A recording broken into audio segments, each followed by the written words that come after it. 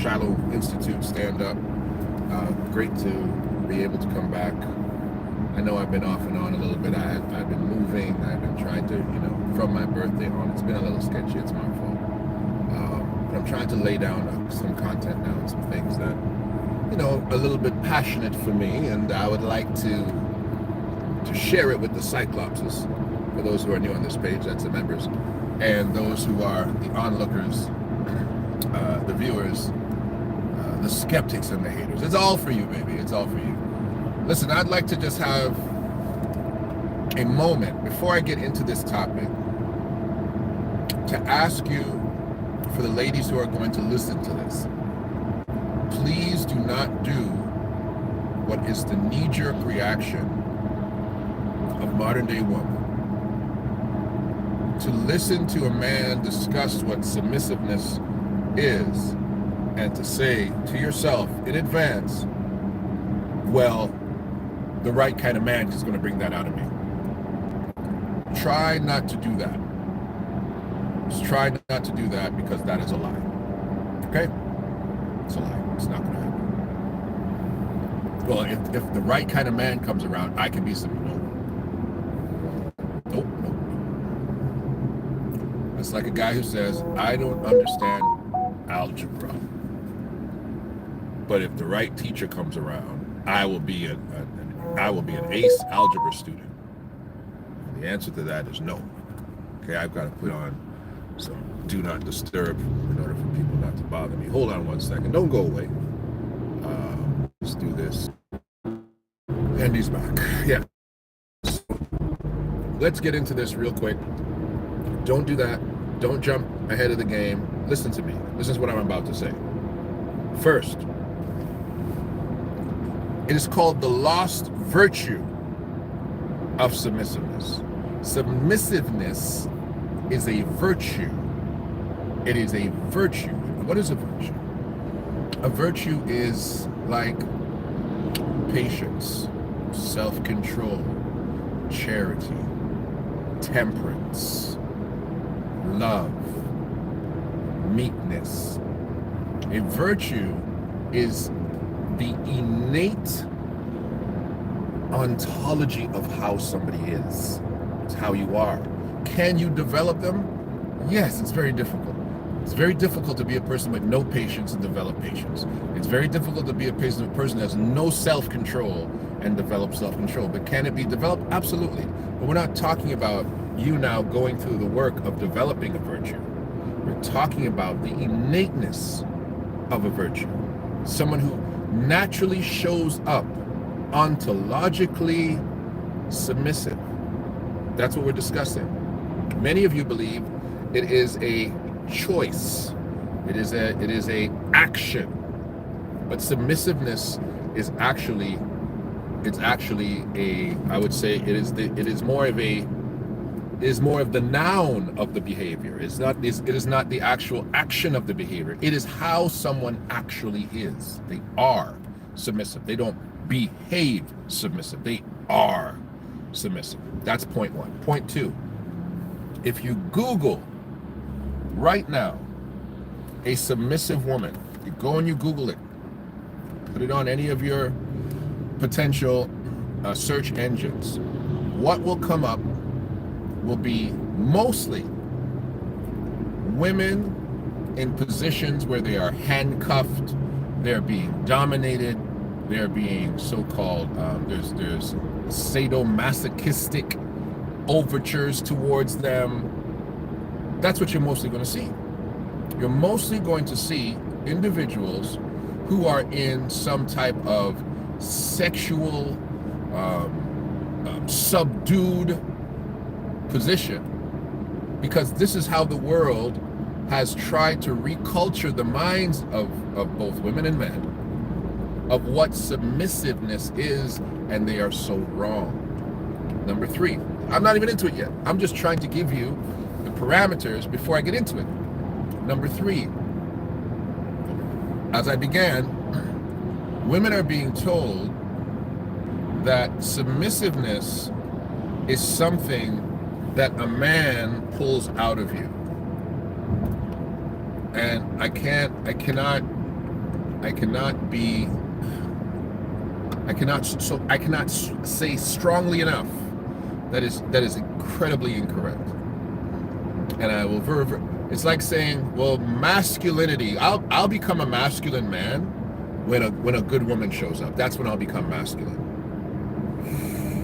No, masculinity is not what a woman pulls out of you. Masculinity is what you are. It's how you were raised. It's how you were conditioned. It's how you were groomed. It's how you were mentored. And if anything, the man to pull submissiveness out of a woman isn't her potential mate. It potentially is her father, if anything. Because, and the same with masculinity in respect to a boy. If you are conditioned properly by parents, male and female, masculinity, proper masculinity should be the result of sound parenting. Okay? Now, let us go. Now that you have the foundation that I'm coming from, let us go with this.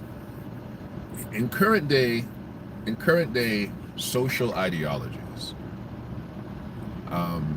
we have trained our young girls to be extremely independent, to be strong, to have a ambitious, intelligent mind, to be able to stand on their own. And I'm including me. I have 3 daughters, and I've trained them to be strong women, to know what they like, to be able to go after their ideas, and to function in a world that moves quickly, that is expensive to live in, and that is dangerous. And I never wanted my daughters to be at any level of victimization, whether it be economically, whether it be physically, or whether it be emotionally. I wanted them to be empowered, to be able, mostly, to protect themselves from men like I was when I was young, right? Most dads are like that. I'm sorry, it's the truth, right? I didn't want them to fall by the wayside of men who were young and brash, making mistakes. I wanted them to have enough maturity to be able to say, hey, hold on, young fella.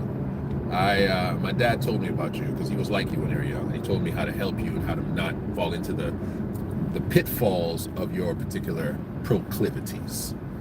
And so as we are training these young ladies to do that, the preponderance of our training is in that realm. And what we are not doing is we are not teaching them how to be wives. Now, let us not fall into this one too. Are you teaching these men to be husbands? That's part 2. We're going to talk about that. That's another video. It is correct. We have to do the same. We have to be doing both the same thing, or else we're teaching young women to be wives to clowns. That's what we'd be doing. We have to be able to do both. But I'm talking about one side of it, and I will definitely address the other side. Submissiveness now becomes a very hard conversation when you're using the rules of which I've established. Because what you're doing is you're teaching a young lady, a young girl, to grow up to be an empath to her husband, to be a helpmeet to her husband, to not simply look for husband, but to look for a man that fits their skill set and recreate themselves to support and to facilitate the dreams, the weaknesses, the emotional endeavors of that man. And that is a very vulnerable place to place yourself as a woman. And in this post Hugh Hefner, P. Diddy, R. Kelly world, you know, we would think to ourselves, this is not something that I want to subject myself to as a woman. I don't want to put myself in a position where I have to, listen to this, depend on a man. I don't want to have to depend on a man.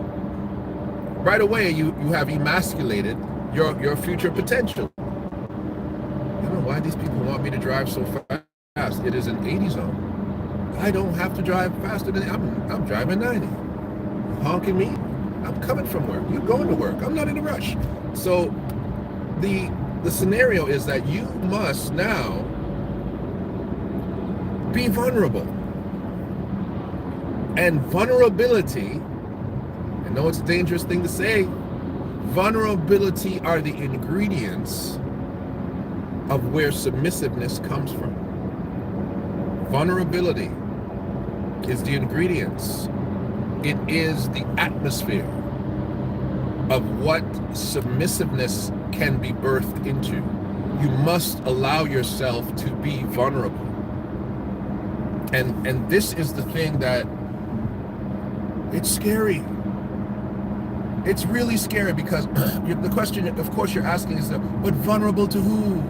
Vulnerable to who? And this is the hard part. You must allow yourself to be vulnerable to everyone, but not to be victimized by anyone.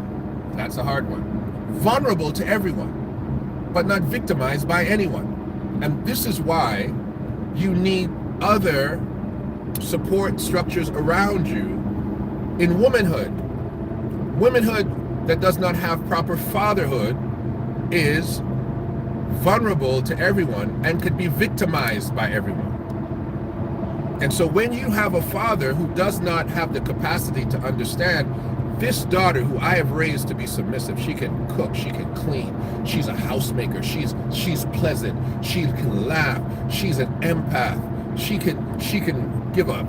Oh man, she used to give me good neck massages when she was a little girl, and she's a great companion. We used to go on drives and we used to talk, and all these things that you're creating in that young lady, if you don't protect her from the potential victimizers, then you haven't done your job. You haven't done the fullness of your job. Your job is to create a young lady that would make a fantastic wife to somebody. And now your job is also to vet anyone who would come near her, to protect her. And this is, I would say, the two fists of effective submissiveness. It requires the partnership of good parenting, whether it's a father or a mother, potentially and hopefully both, but it requires that. And when that family unit falls apart, either in praxis and in actuality, or it falls apart in dealing with the responsibility of protecting that young lady, that's where we have so much victimization. And let me reverse this argument really quickly. Women who have not been conditioned to be submissive, they haven't been raised this way. They've been raised like I raised my daughters. Strong. Can't cook to save their life. Can't clean to save their life. But probably could run a country. Every one of them little girls can run a country. They're smart. They're strategic. They're CEOs. But they wouldn't make very good wives right now. My child. I'm talking about my children. I'm not talking about you. I'm talking about my children. My brilliant young girls. One's I call her Dr. Brereton. She's a nurse practitioner. Now I got a one in law school right now. I got a little last one coming around the bend, right? 13 years old. Another mover and shaker, makes the whole world work around her. Those young ladies have never been groomed to be wives. They have not been groomed to be wives. Broken down household has affected them, right? Not having dad in the house all the time has affected them, right? When they come to me, they get it. When they go home, they don't get it. So it's an imbalance. It's a complete imbalance. And of course, the world is also culturing your children with you. Social media, etc. Peers, etc. Dominant culture, mentalities, ideologies, etc. But when you now, these submissive women, are now met up with by women who have been raised by, like, my daughters. My daughters look at them and say, y'all are dumb. Y'all are stupid. Oh, you boo-boo the fool. How you gonna make that man? How are you gonna do that for that man and that man? That's what you're gonna start hearing. Oh, I don't know what's wrong with you. Girl, you need to stop doing that. Right? Oh, you giving everybody husband treatment. Everybody's getting you wifey to everybody. She has no choice. She's been built to be a wife. She has no choice. That's who she is. Can I reverse the argument? When you get a man who has been trained right, raised right, every single woman around him will get husband treatment from him. He will treat you like a woman, like a wife. He will open doors for you. He will not let you pay for certain things. Even if he doesn't have the capacity to, he'll manage it on his level. He will have the deportment of a gentleman. He will carry himself with a level of strength and a level of softness to cater to you. He will treat you with affection, even if you're not his woman. How are you? Good morning, love. How you guys doing? Are you okay? Do you need any help? He's a man. He's a man. Everybody in his sphere gets that kind of treatment.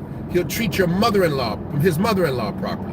He'll treat his old auntie, his old grandma. Everybody gets that treatment. Little girls get that treatment from him. He pulls out the door for them. Are you okay? He is sensitive to how to take care of a woman. That's how he is. Now, when you meet him, those young ladies are raised like my daughters. Oh, wow. Oh, you're pulling out the chair for everybody. Oh, geez, you just nice to everybody. You Mr. Nice to everybody. Yes, I was raised properly. I was raised properly. Now, are there pitfalls for that? Absolutely, because a man like that, guess what? Women levitate to him. They are drawn to him. They are attracted to him. And if he does not have the wherewithal to keep certain situations at arm's length, he might fall into a couple of traps. I'm not saying that's not the case. But why is he falling into traps? He's falling into traps because absolute masculinity attracts femininity. It attracts femininity of all kinds. I'm telling you this from knowledge. If you are a man, a gay woman who does not even supposedly like men will be attracted to you. Women who have said to themselves, I'm not interested in that. I'm interested in her. Your masculinity will draw the girl out of her, out of every butch, absolutely, out of every stud. You will draw the little girl out of her because absolute masculinity draws out femininity. Absolutely. Because you show up like that. Now, that little stud is never going to be a good wife to you. that individual with poor character and a hard head and a racy mouth, speaking of now heterosexual girls who don't have any behavior, they're not going to be a good wife to that brother. They will break and they will melt and they will soften in his presence because of the absolute masculinity, but their character will always lose them that man because they will try to emasculate a man that will not allow it. He just won't allow it. He won't brutalize you. He'll be like, hey, you can't talk to me like that and share space with me. I'm not going to allow it. And you will lose what you love because your character has not been groomed to be submissive. And this is the hardest part. The submissive girl will always take your man. Even if she's not on your level, she will take your man in a heartbeat because her femininity has been built to do what? To draw masculinity to her and to keep masculinity in her presence. Submissiveness is what keeps men. Sorry. I'm sorry what you've been told. I'm a strong woman. I got my own I got my own house. I got my own money. And any man who comes into my life, he's gonna be able to be, I'll be able to feed him, take him on vacations. I'll be able to do this. Baby, that's not what we're looking for. You know, they killed Kevin Samuels before he could tell you the truth. That's not what we're looking for. If that lady shows up poorly educated, she shows up, a couple of kids, somebody else, she shows up not having any money, but she is a submissive feminine. I'm telling you right now, she's going to draw the attention of every man in the room. She's going to walk in and draw the attention of every man in the room. She will not repel men. She will draw men. And she has to be protected because every man in the room is going to want to hug. Every man in the room is going to want to touch. Every man in the room is going to want to talk. Every man in the room is going to want access. She has to be protected from that because she is a submissive feminine and she needs a border of protection around her because she draws men. Many of you are by yourself right now. You're thinking, well, I'm submissive and nobody's calling me and nobody, I'm by myself. No, sweetheart. Let me tell you something. Let me give you the secret sauce. Femininity screams out of nothing into the universe and things will start coming to you. Femininity is a savoir-faire of animal attraction that can be seen in how you walk. It can be seen in how you talk. It can be seen in how you speak to your children, how you speak to the mailman. It can be seen in how you sit down, how you stand up, what you choose to put on, how you choose to carry yourself in the street. It's your posture. It's your demeanor. It is your ontology. It is who you are. And you will never be alone. And this is not even about looks. It's not about looks. If you're beautiful with all that, woo. But it's not even about looks. Femininity speaks to manhood through the lens of what men are looking for but can't even see sometimes. And the modern woman, in her strength, in her achievements, has left that thing out of her picture. Many of you. Some have not. A lot of single women question, how come her and not me? How she managed to get a husband? Right? And some people are not aspiring for husbands. So this is not for you if you're not aspiring. Some women are not. Some women actually do. Some women go through life thinking, I don't want to be alone. I want somebody who I can love and who loves me back and who cherishes me and who loves me and considers me to be the apple of their eye. And let me tell you, you're a lovable woman. You already are a lovable woman. There's nothing about you that's not lovable. The right guy's going to come around and say, I love you. You're a fantastic woman. But he's also going to see the issues of the lack of femininity and the lack of submissiveness, and it's going to challenge your relationships. And some of you are thinking, well, if he's challenged by this, he's just not the right guy. You're wrong. You're wrong. It's like walking around with a booger in your nose and say, well, this booger is part of my body, and if he doesn't accept me for the boogers in my nose, then I guess he's not the right guy. Girl, go blow your doggone nose. Go blow your nose. If he doesn't accept me for my perspiration and how I smell naturally, girl, go get some deodorant, antiperspirant preferably.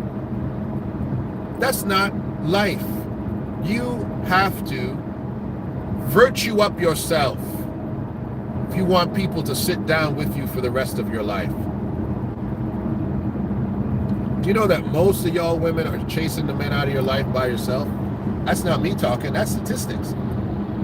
Most of you guys are the ones who are getting divorces. Why is it that now the 21st century woman is divorcing her husband, is leaving her relationship 70% of the time? 7 out of 10 of y'all are unsatisfied with the choices that you make yourself in a man. You chose him. Nobody put a gun to your head. It wasn't an arranged wedding. It wasn't an arranged relationship. You chose this man, and then you pick up and you decide to leave. What happened? It's only two things. Number one, you got terrible taste in men.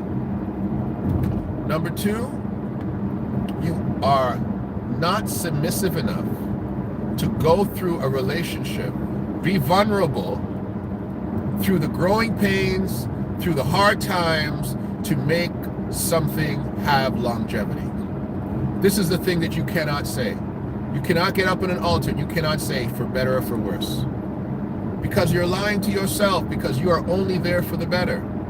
And this is the hard part. You don't understand that you also bring the worst to the table too. And so you're saying, not I want only your better, and if you can't handle my worst, I'm gone. Whew. It's hard times we're living in, baby. A submissive woman, virtuous woman of Proverbs 31. For those who read the Bible, take a look at Proverbs 31, verse 10 to 31 if you've never read it before. A submissive woman was described in Proverbs 31 not by a male writer, although the book of Proverbs was coined mostly by Solomon and Ecclesiastes. But in Proverbs 31, he is not writing down his own words. If you read it from the very beginning, he is utilizing the words of his mother. His mother gives him and tells him what a virtuous woman is, describes her and says her price is far above rubies. Why is she saying this to her son? Because her son is the richest man in the world. She's saying, son, there's a level of riches that you still haven't found. You've got 700 wives and 300 concubines, but you still haven't found the riches of the world. And let me tell you what it is. And she describes it in Proverbs 31. His mother tells him that. You see what I said before? Let's go to another book in the Bible, the book of Esther.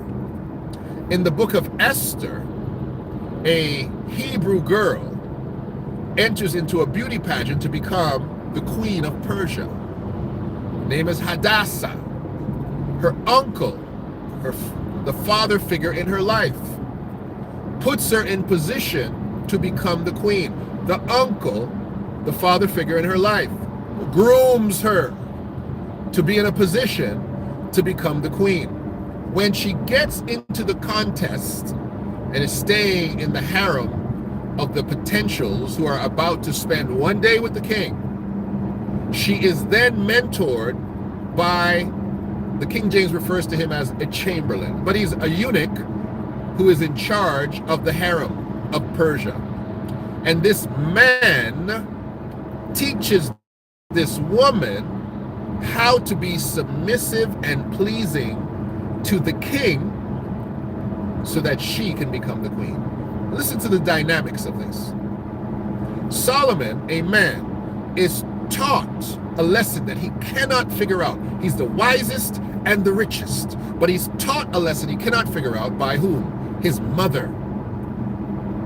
Gives him 31 verses of how to discern a virtuous woman. Esther, or Hadassah, her name was changed to Esther, a Persian name, is taught by her father figure uncle and a male eunuch, a male servant of the king, teaching her how to be submissive enough to become a queen. You want to become a queen? Listen to a man. That's all I got to tell you. You want to become a queen? Listen to a man. Stop taking advice from these broken individuals in your life, females in your life, who cannot counsel themselves to keep a man. You want to be a queen? And let me tell you something. Let me tell you the number one thing that women accuse men of who love submissive women. And the number one thing that women accuse submissive women of is saying that these people are broken. Oh, she's just broken. She's such a broken. She just gonna take anybody. She's just broken. Oh, you just love broken women, don't you? You love women that are just weak and broken. Because you're a broken man. And broken men want broken women. I'm going to tell you something. Men and women, there's two words that when they come out of a woman's mouth, run. I'll give you the second one second. The first one is when a woman starts calling men broken. The second, she uses that phraseology, run for the hills, she's a murderer. She is a poisonous tree, my friend. Nothing will grow good on her. She's poisonous. She's poison. She's poison. Don't play with her. She's poison. The second women start calling men broken, who start identifying aspects in womanhood that need to be improved or fixed, and they start calling you broken, run. Because she has no capacity to be she has no accountability. She cannot look into herself and say, these aspects of myself need to be improved to. She just says, you're broken. You've called me out. You've told me about myself. You've said true things. Therefore, you're broken. No. You're broken. You're a woman that appeases men, that caters to men, that chooses to be good to men and to give men what they want and appease men. You're broken. I'm not. I'm by myself. I'm alone, but I won't please a man. I'm not going to give a man what he wants. He's got to give me what I want. And when he gives me what I want, then I will choose to be submissive. The devil is a liar, and so are you, girl. That's not how the world works. That's not how truth works. That's not how emotions work. That's not how men work. So, what's the second word? The second a chick calls you a narcissist, that chick's broken. Hey! Ooh, Lord have mercy. Once they start using words like that, once they start calling you out, once they start saying, oh, he's a narcissist. What is a narcissist to women today? A narcissist is a man who is a man, who will be a man, and will never not be a man, and will treat women in the way that men are supposed to treat women. He's supposed to be chivalrous. He's supposed to be strong. He's supposed to be a leader. He's supposed to be the head and not the tail, not the neck. He's the head. Okay? He knows what he wants. He says what he wants. He establishes his parameters, his perimeters. He stands on them. He takes root on them. And he says, this is my life. This is my kingdom. And if you're going to live here, you're going to be my queen. You're not going to be my boss. You're not going to be my supervisor. You're going to be my queen. And we're going to live according to the benevolence of this kingdom.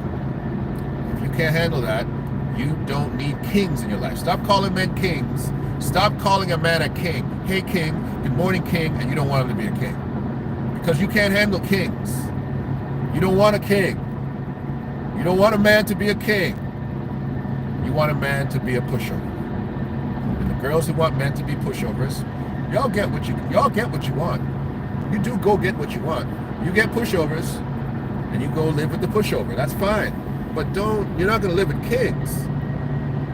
Because kings don't function that way. And I'm sorry, this is another phraseology that you got to run from. When they say, oh, these antiquated, wait for it, these antiquated paternal male ideas. Antiquated.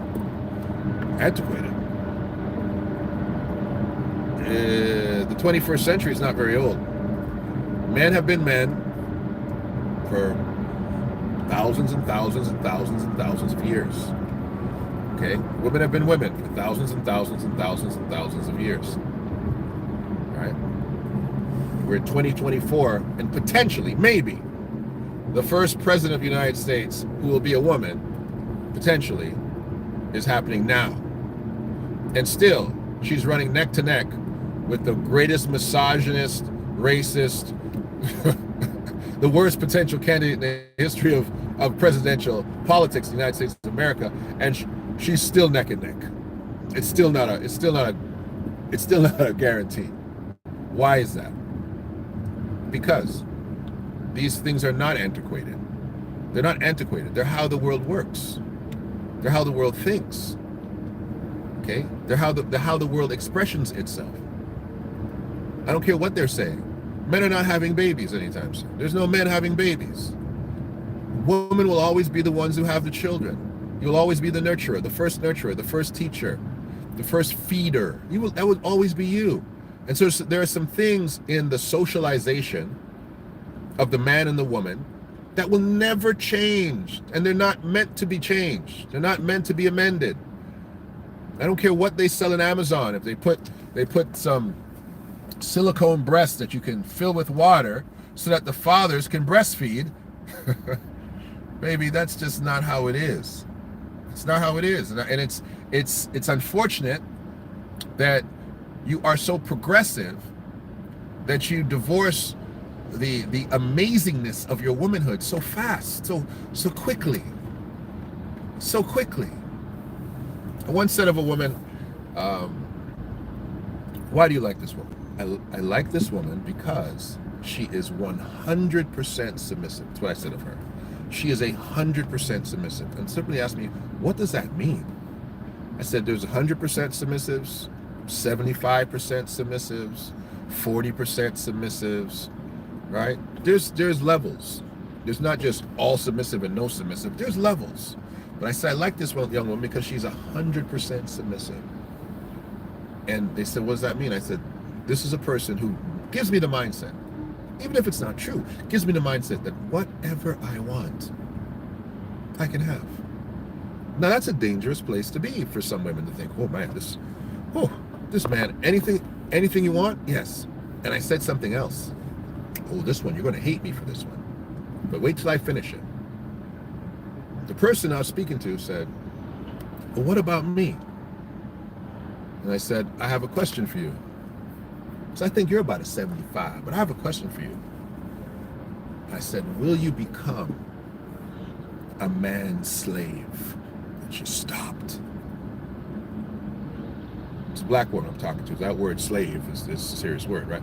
Will you become a man's slave? She's like, a slave?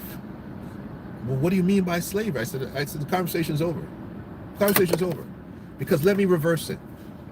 A man that loves you and wants to do everything for you, he will be your slave. He will work 3 jobs to take care of you. He will jump in front of bullets for you. He will kiss your feet. He will do anything in his power to make sure that you can have whatever he wants. He will volunteer to be your slave. But when I asked you, you paused. You paused. But a man, the Bible says, love your wife like Christ loved the church, that he gave himself for her. A man will become anything he has to take care of that woman. Absolute femininity compels masculinity.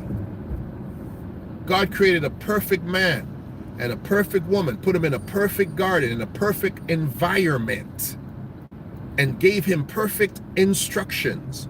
And when the woman broke the instructions, the man still ate out of her hand. Why? Femininity. Femininity compels masculinity. And then God had to switch it up because he understood, wow, this woman is so powerful. A perfect woman will compel a perfect man to do whatever she wants. So he had to say this. He said, your desire shall be unto your husband. He had to switch it because he said, this woman is so powerful that this brother who had no problems before she arrived decided to eat out of her hands the things that he wasn't supposed to eat. So he had to reverse it. He had to make her weaker. He had to say, your desire shall be unto your husband. Not your husband's desire shall be unto you, but your desire shall be unto your husband. And God made her a submissive. A submissive. Switched it up. Oh boy, we got comments, baby. Let me hear you. Let me hear these comments. Never heard that phrase. That's not progressive. Uh, womanhood sucks. Oh gosh. Come on, Zenobia. It doesn't. It's beautiful. Why are you bleeding for 7 days and dying? It's not fun. It doesn't happen forever. That's punishment. Hey, you know what? I got a different approach. I got a different approach. When God told Eve, your desire shall be unto your husband, I don't think it was punishment. I think he gave her an upgrade for survival. Because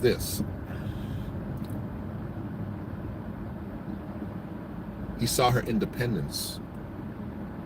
It was dangerous. She had that conversation with, for those who know this good old story that some of you don't believe in, we believe in it. She saw the conversation that she had with Lucifer to be an independent conversation. She was being an independent woman. She wasn't saying, babe, Lucifer's here. I think we should talk with him.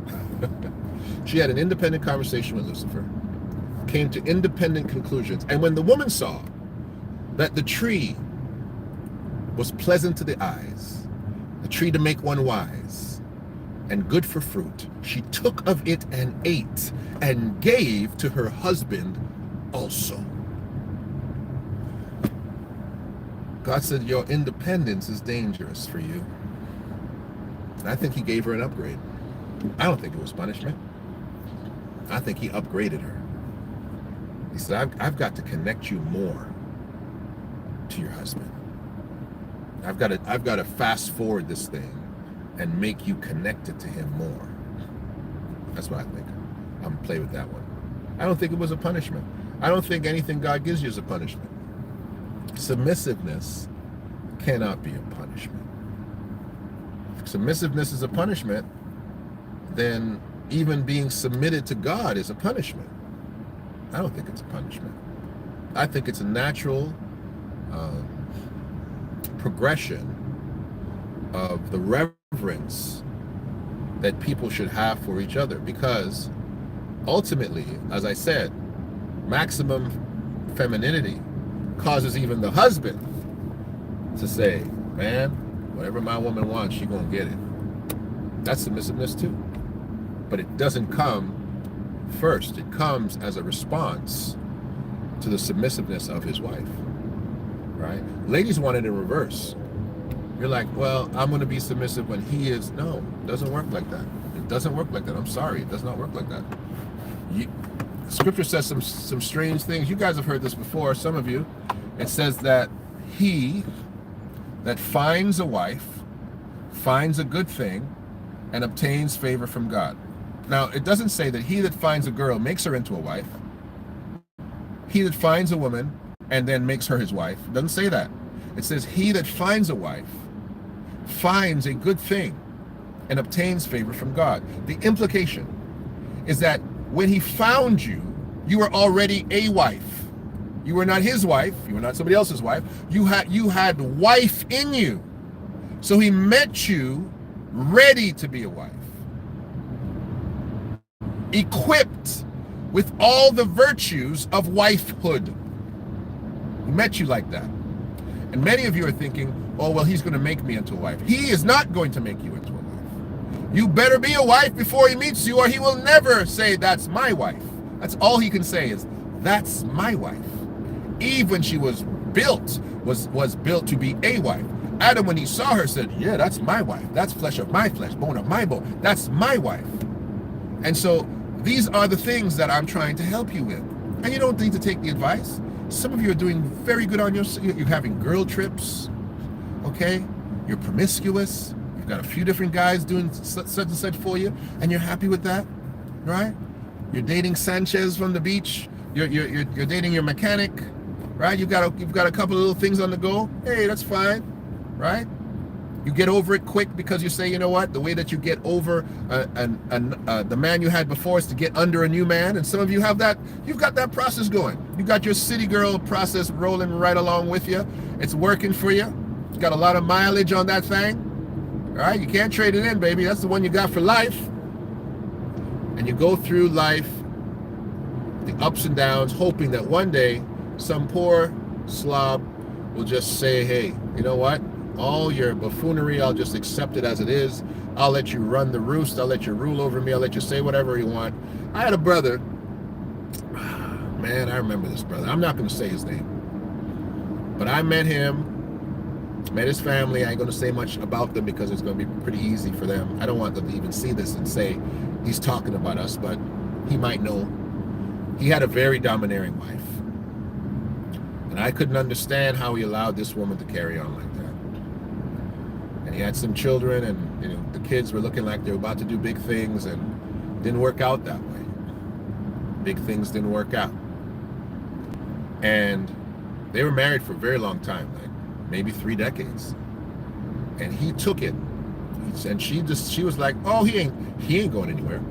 He's got to take whatever I give him. And she believed herself to be, oh wow, she thought she was the muffins and the sliced bread and the salami. She thought she was everything, right? She was hilarious. I liked her as a person because she's cool, she's funny, but she wasn't a very good wife to that young man. And as soon as it seemed like things were not going in the direction that they thought for their family in some other areas, he administratively divorced that woman. She didn't know what happened. She couldn't believe it. Nobody could believe it because he was taking her crap for years. And I remember now because I stepped into my bishop's role. And I was a counselor to the family, and some other business. And I said, man, I called her. I go, what's going on? She's like, I don't know. I don't know what's happening. I don't know. And she was shook because it was like, she couldn't believe it. She thought this man who had been taking all her crap for all these years would just take it forever. And I called him. And the first thing he said to me, first thing, before I could speak, he said, if you've called me to tell me to go back to that woman, hang up the phone now. And when that brother said that to me, there was no preaching, there was no praying, there was no scripture that he was going to listen to because he had received the whole owner's manual of what this woman was, and he was not taking it a day longer. Just because you've dominated that man, you've dominated that situation for a while, just because he's taken all your crap, he's taken all your abuse, all your emasculation, all the embarrassment. He's taken it for a long time. One day, a man will stand up, pack his bags, and put you out or walk out. He didn't care what he guys said. I don't care. I don't care about the house. I don't care about nothing. And you know what? Within weeks, that man had another woman, and she's still by herself. Weeks! Hey! That man had another girlfriend younger than her, good weeks! And she's still by herself. So, let me see what y'all saying.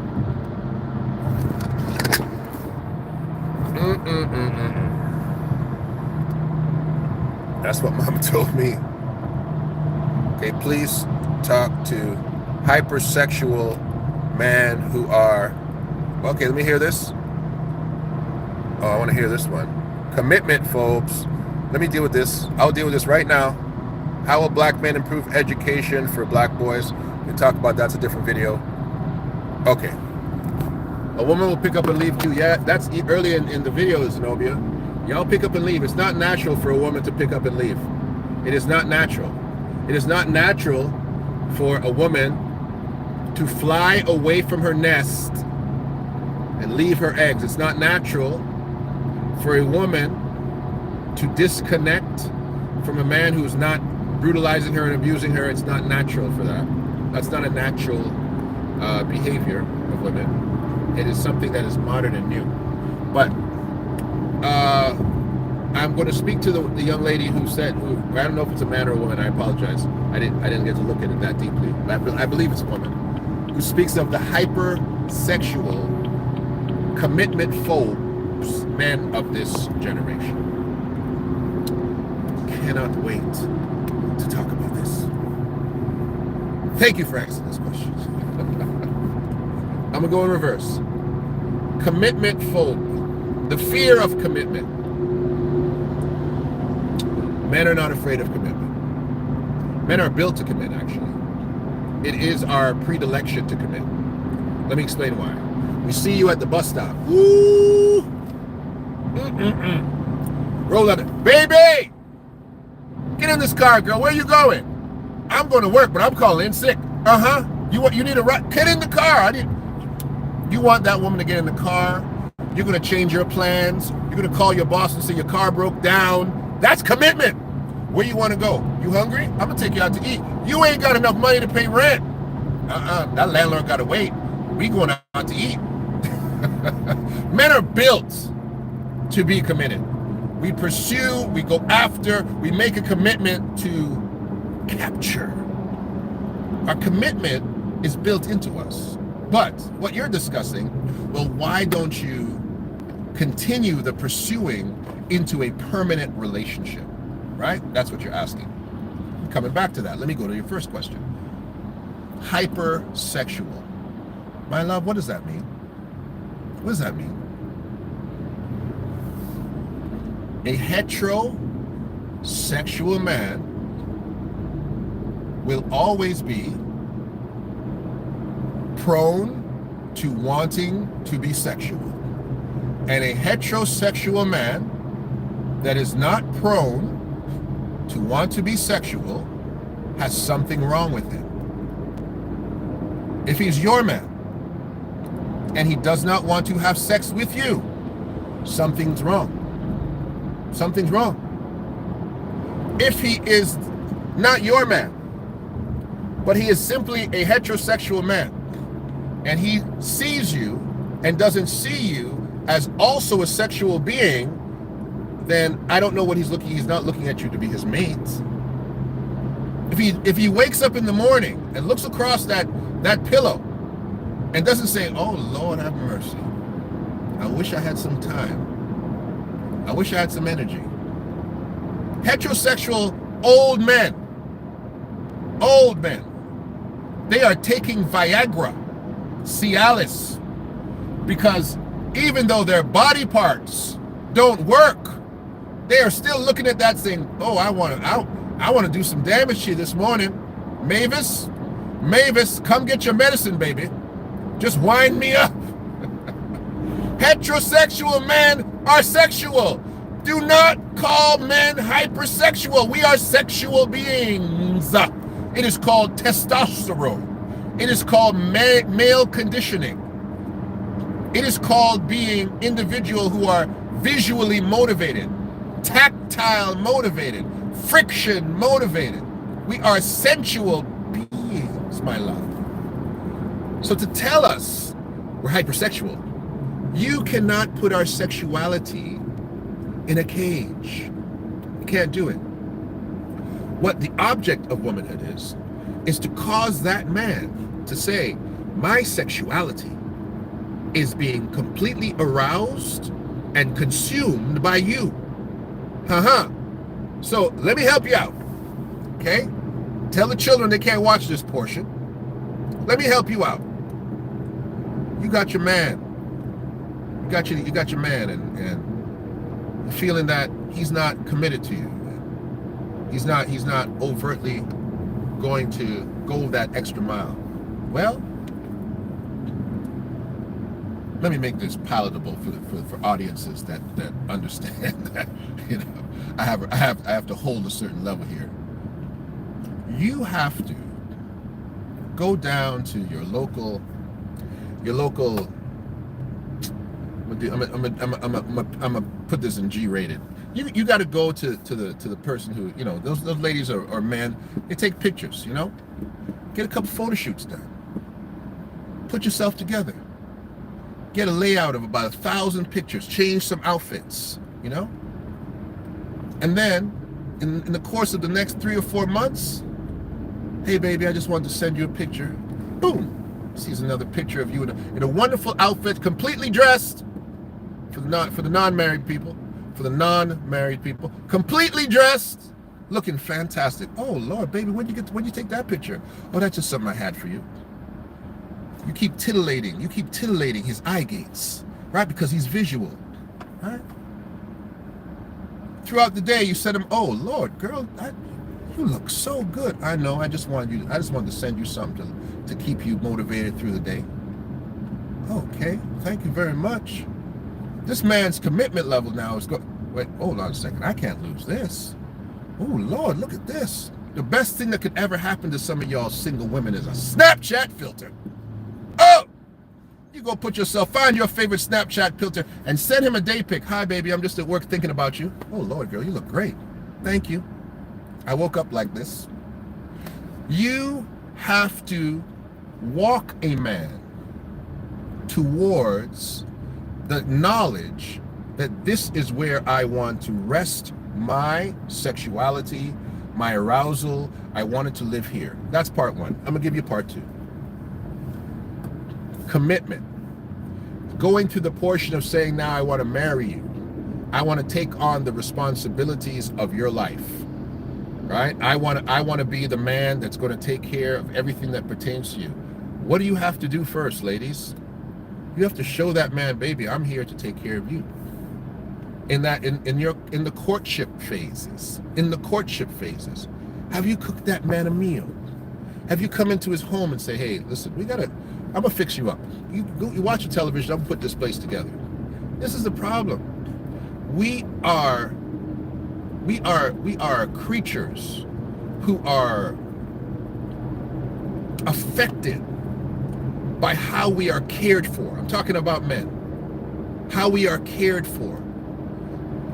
A woman's touch in a home, a man come in here and be like, ooh, this place looks fantastic. Absolutely. I organized your shirts and I put that over there. And yeah, you had some stuff over here. I cleaned it up. Or you had some pictures here. I framed them and I put them up on the wall. And ba-da-da-da-da-da-da-da. That man is saying, wait a minute now. This woman is showing me that she's a homemaker. A homemaker. She's not just this sexy chick that's sending me pictures. She's a homemaker. And you start showing that you are a wife. And you plant those seeds in that man's mind. This is the last part. I had somebody tell me this, and I got some good people in my life. I like them, but some people just they need help. And somebody told me, well, I'm going to keep doing what I'm doing to improve me. That's a modern woman sentence. I'm going to keep trying to make sure that I'm okay.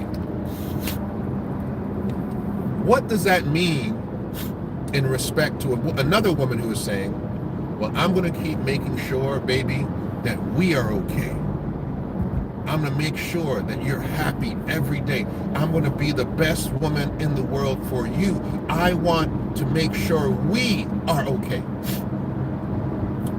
You've got to show that man that your mindset is an us and not a me. Because there's a lot of me women running around. There's a lot of women who worship the God of me. The cult of me is the biggest cult in the world. It's got millions, it's got billions of followers. The cult of me. In the cult of me, the God of me, you're that God. You worship that God every day. Everything that God tells you is right. Everything that God says about you is correct. Everything that God says about everybody else is correct. You've got to stop worshiping at the altar of me. And if you can't find the true God, at least go worship at the altar of us. So if you want commitment, the problem is you're worshiping at the altar of me. The problem is that you think male sexuality is something that you have to control or tame or curtail. Not the case. The problem is that you haven't understood how to change that man's mindset from just being about him to simply being about how am I going to make sure this woman never leaves my life. And I thank you very much for asking that question, because it's a question that a lot of women have gotten wrong. Hypersexuality, girl, I'm gonna be 200 years old, waking up in the morning singing, "Hello, sunshine. It's time, baby." I'm gonna be 200 doing that. Are you kidding me? You don't want a man who is not hypersexual. He is a domesticated beast. He lays on the couch and goes to sleep. He's a 2-minute brother. You don't want men like that in your life. You don't want a man that doesn't wake up with the virility of testosterone pushing through the corpuscles of his being. You don't want no guy like that. You want a guy that's like, "Baby, I saw a young lady at work, and I brought you home a red wig. Put this on. Get ready." All right. This is Del K. Brereton, and y'all have had way too much this morning. This is the real spiel. An hour, and I'm on the drive home. I'm going to try to give you some of this every day. Let me answer a couple questions, because I see I got a lot of questions in here. I'm going to answer some questions and let you go home and go start your day. What time is it? Oh, it's 8:41 in the morning. Some of y'all starting work just now. Okay, I'm gonna pull over and get some of these questions. I'm gonna make a couple statements to close this properly while I get to the place of my pullover, so I can read properly and go through this. Listen, I need you to just trust me and have a conversation with yourself about revisiting what it means to be submissive. Submissiveness is not a slur. It doesn't make you weaker. Submissiveness is the fullness of what a woman is. Submissiveness is what draws a man. It's not your perfume. It's not your hairstyle. It's not your nails. It's not those teeth you put in your mouth. It's not your fake boobs. It's not your BBL. It's submissiveness. If you want to be more than simply an object that somebody wants to have entertain themselves with, but want to be a woman that somebody says, "I want to take care of her, care for her. I want her to be mine, and I want to be hers," then submissiveness is what you've been missing. That's what you've been missing. You've been missing that particular gift of submissiveness. And when you obtain that submissive power and realize it's truly nothing that's going to hurt you, and you surround yourself with people who have the capacity to protect your vulnerability, to advise you on your vulnerability, you will discover the greatest power that womanhood has ever been given. And let me take a peek at these questions, because I'm sure they're off the hook. Let me go back up. Oh. Okay. Shout out to all the "let me stick the head." Oh, Lord have mercy. Woo, child. Y'all going crazy in here. Beans and cornbread. The marriage rates and mortgage rates amongst black men would suggest they lack commitment in many areas of their lives. We talk about men dipping his stick in everything that walks. You overlook all the good ones for the baddies. Wonder why you get played. I just left his butt. Okay, how will black men address crime in the community? Another video. A woman will pick up and leave. Okay, so I'm going down now. Marriage rates, you got that. Cornbread, you crazy. Let me see here. Hypersexual rap lyrics, hypersexual media, lack of sexual discipline. That Miss Lele, that is a result of the society we're in, right? We're in that society that allows us to fall into this swamp of that's not, I call that depravity. It's depravity is what it is. And we see what's going on with Sean Combs, and his level of depravity has caused all of these things that are coming out right now. It's depravity. It's not healthy sexuality. Sexuality is not the problem. Depravity is the problem. You're speaking micro Hypersexuality is a macro problem in the black community. No, it's not. Hypersexuality is not a problem. Okay? Depravity is a problem. Sexuality is not a problem. If you're married and you have sex, it's not a problem, right? If you're an individual who has covenant relationships and you're having sex, it's not a problem. If you're building towards something with that person in a covenanted relationship, you can be as sexual as you want. And I'm sorry, I'll go further too. If you're a polygamist and you're married to multiple women, speaking to the Muslim communities and some of the ancient communities that still prescribe to that, right? You are supposedly hypersexual. Why? Because you're a man and you have multiple women. Hypersexuality is not an issue. It's not the sexuality that's the issue. It's where the sexuality is practiced is the issue. And that's, I think that's the greatest difference. And the reason that the black community is being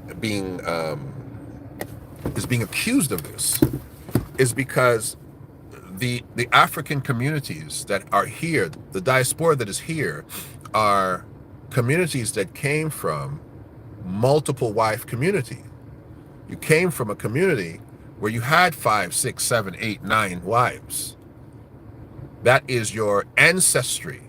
That is your proclivity. And so now when you go into these colonization, transformed family arrangements, where the European, who could only deal with one woman, told you as a black man you can only have one wife, when you were never given that restriction, when you could have actually had multiple wives and taken care of multiple women, you have now become a serial breeder, where you're now just going, you're not taking care of your responsibilities potentially. Some of you actually are, but you have now also conditioned these women that think he's supposed to only want me by myself, and that's not the case either. Because if you go back to his ancestry, his great-great-grandfathers have had multiple wives sitting there, and they've built communities in this particular way. But now we're here with the fragments of colonization affecting your socialization, and you don't understand what family is. Unfortunately, we don't understand what family is. And we have envy where we had community before. And I'm not here trying to push polygamy onto anybody. I'm not trying to do that, but I'm trying to give you the history of the reality is that your ancestors were polygamists. And the reason that you're acting as polygamists now is because that's always been your innate nature of who you are. The only difference is the women were not promiscuous too. The women were not having multiple children from multiple men. That's the problem. That's what the colonizer gave you. The colonizer brought any slave who was strong enough to breed with you, and now you were bred by multiple buck slaves, and that created the promiscuity amongst our women that never existed before. And that's what's changed. So if you're trying to say that it's the hypersexuality of men that's new, it's not. It's the hypersexuality of our black women that's new. That's what's new, because you were not hypersexual before with multiple partners. You were sexual with your one partner. You had one guy, Solomon, with 1,000 women to deal with.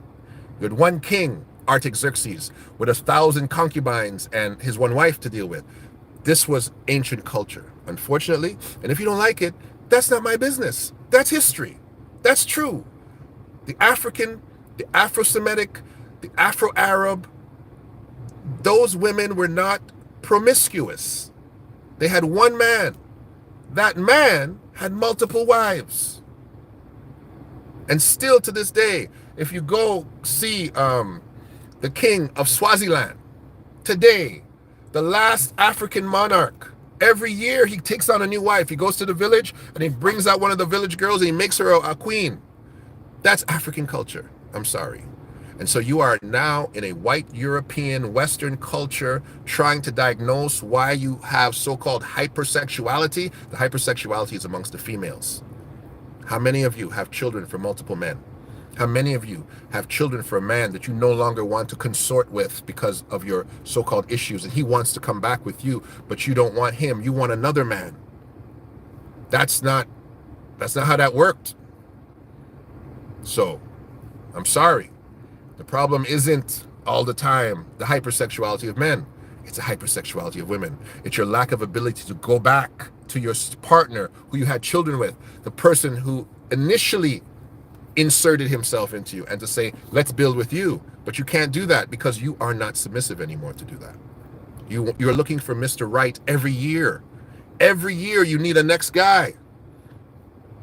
That's y'all. That's not us. Let me keep going. Somebody said tried it didn't work. I mean, it did, but they still treat me like trash. We got to talk about that. Men do not respect homemakers. They seem to respect 304s. Explain what a 304 is, because not all of us are from that culture. The men who are not conditioned properly to be covenant men, yeah, they don't understand what a homemaker is. They'll just see that woman as their mom. They'll just see her as a mother, a handmaiden, and they won't realize that that is actually what you should be looking for. Yes, you're correct. They get with the homemakers but cheat with their 304s, and because I don't deep throat. I don't want to address that last part, but maybe that last part's the problem. I'm just gonna keep going. Last time I did, I ended up in the street. Oh gosh, Zenobia. These are men who will have a wife, take with the family, finances, also provide for their side chicks. That's a problem. We have too much of a side chick culture, when the side chick should potentially just be a concubine or wife too. That's the problem. That's the problem. And the thing is, ladies, who allows themselves, who is the side chick? It's a woman. The woman is the side chick. This is not just one-sided. You guys are talking about men who have side chicks. The side chick's a woman who allows herself to be a side chick. Why? Because she's been conditioned to tolerate one man having multiple women. It's her ancestral history. But she's in this postmodern culture. Ladies, if you're going to submit, don't submit to a self-centered fool.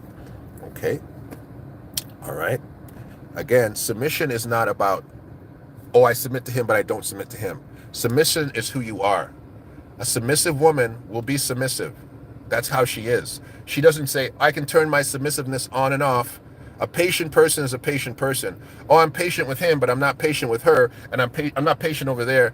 I don't have any self-control here, but I have self-control there. Self-control is self-control. These are virtues. So you're dealing with submissiveness like it's an action. It's not an action. It's an ontology. It's how you are, who you are, and what you're made up of. We're talking about infidelity, whoremongers. We're not. A whoremonger is somebody who wants to buy sex from women. There's guys out here buying sex from women because they've been cultured improperly. They have a woman in their house and they're buying sex, right? That's not what this is about, right? Those guys, there's something wrong with them. If you have to buy sex as a male, something's wrong, because guess what? Girls are giving away sex for free. You got to move to Toronto. Hey, what you out here buying sex for? Talking about multiple wives and got them living on what? Bunk beds. Some brothers are, actually. It's true. Children for no man over here. That's good. If polygamy is natural, why are women so impacted emotionally when their partner cheats? Because polygamy is not about a man deciding that he's going to go and have a relationship outside of his covenant. Polygamy is bringing a woman into the covenant so that you're all in the covenant. You can still cheat if you're a polygamist individual. We're not talking about polyamory. We're talking about polygamy. Polygamy is covenant, right? Abraham had a wife. Abraham had a concubine, right? At first, he had a bunch of, but he still stays within the confines of those people. He doesn't step out of those people. He brings them into the covenant. And so there's still rules. You're not just running around sleeping with everybody. Polygamist is taking care of the households of his wives. So he's a responsible person. He's not dealing with people that don't know who each other are. That is a family unit. And these are just conversations right now, but this is how the ancient world was. Sexuality without responsibility was never a thing. Sexuality included responsibility. Right now, people are sexual without responsibility, and that's the problem. Maybe you should talk about that. Let me see. I'm celibate, like many other black women who will not be putting up with promiscuous men who do not provide and protect. I agree with you 100%. That's not the object of your sexuality. Is not to be given to some brother who's simply here to use you as a roller coaster. He has to demonstrate that his intentionality is to make you a wife, not simply just a rodeo horse, a wife. And your celibacy is a gift to give to somebody once they demonstrate that they are here for the long haul of your life. And there's nothing wrong with that. We don't rate side chicks either. Well, good, because a side chick, there's nothing wrong with the side chick. Side chick is a woman who doesn't realize that you should be a wife. her desire to belong to somebody is not, there's nothing wrong with that. I want to belong to somebody. I want to belong to a man. Okay. What is this man offering you? Is it simply just sexuality? Then you're not really living up to the fullness of what you are as a woman. Clearly this man desires you. Clearly he wants you. Right? I'm not telling you to cause him to pay, merchandise yourself, but the value of what you are is about what is his offer statement. I want you in my life. And this woman has to know I want you in my life, because I want you in my life the same way as I want her in my life. That's polygamy, right? Again, I'm talking about ancient structures of what these relationships were versus what is happening today. What's happening today is the brokenness of the ancient structures of what these relationships were. And what you're calling hypersexuality is effectively the nature of what men operated like. Hypersexuality in women is what's new. Again, I'll say that again. And we're getting to the bottom. It says, it is that we talking about, so if we're saying whoremonger is a man who pays for sex, what does that make a woman who has sex with no pay? It makes her submissive, because she's not seeing herself as a woman who has decided to sell her virtue. She's a submissive woman. She's not, but her reward is the title of wife. The title of wife is what she's looking for. She's not looking to merchandise her vagina for shekels. That's a prostitute, right? It doesn't matter. Like, so she should know that what she is giving her femininity away for is covenant. That's what she's doing. I'm entering into a covenant with a man who says, I will take care of you and I will never stop. That's covenant. As formal or as simple, covenant is God and me are always going to be here with you, and I ain't leaving you. And I'm going to take care of you. I'm going to take care of those children, and you're not anybody else's. You belong to me, and I belong to you. Thank you very much. I know, but I'm good with that. Love y'all though. Hour and 18 minutes. That's okay. Love you guys. We're going to talk soon. This is Del K. Brereton. This is The Real Spiel. Tomorrow, I'll have the conversation about men. I'll make it balanced. But I appreciate everybody's comments. Subscribe. Share this chat with your people. And as always, I'm up for rebuttals. We'll talk very soon. Bye-bye.